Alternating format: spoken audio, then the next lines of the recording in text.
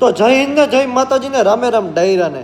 તો જે ઓલા પોલીસવાળા જે ખેડૂતો માથે જે લાઠીચાર્જ કરે છે એ પોલીસવાળાને કહેવાનું, જે લાઠીચાર્જ કરે છે એ લોકોને જ કહેવાનું. સારા માણસોને કોઈને કહેવાનું નથી થતું. છે ઘણા માણસ સારા છે પોલીસમાં, પણ જે ખેડૂતો માથે જે રીતે લાઠીચાર્જ કરતા હતા તમે બધા વિડીયો જોયો છે, તો એ લોકોને કહેવાનું જો તમે એવા જ બધા મર્દના દીકરા હોય તો બુટલેગર છે, ખનીજ માફિયા છે, પછી ભાજપમાં ઘણા એવા ક્રિમિનલ લોકો છે, તો એની માથે લાઠીચાર્જ કરીને બતાડો તો તમે મરદના દીકરા હોય તો.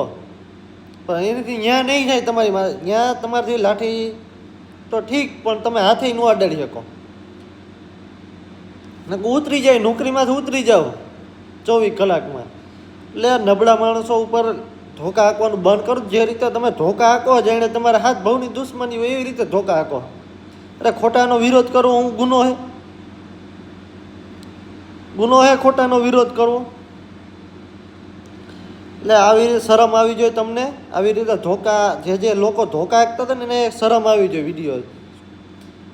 આજે હાલો એ ખેડૂતોનો વારો છે કે તમારા છોકરાએ કે ભવિષ્યમાં પોલીસવાળા તો બનવાનું નથી, કાલ તમારો વારો આવશે. બાકી દી બધાયનું આવે, એનું અહીંયા જ ભોગવવાનું છે.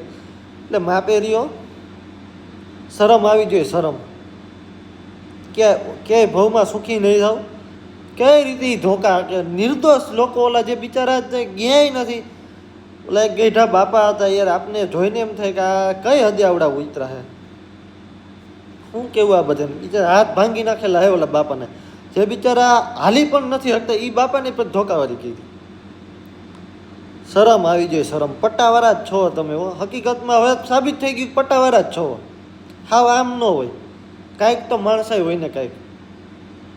આવું તો માણસ આતંકવાદી માથે પણ નથી કરતા ને આવડા આપણા દેશના ખેડૂતો માથે જે રીતને જાણે આતંકવાદી હોય એવું એમ ધોકા હાંકતા હતા.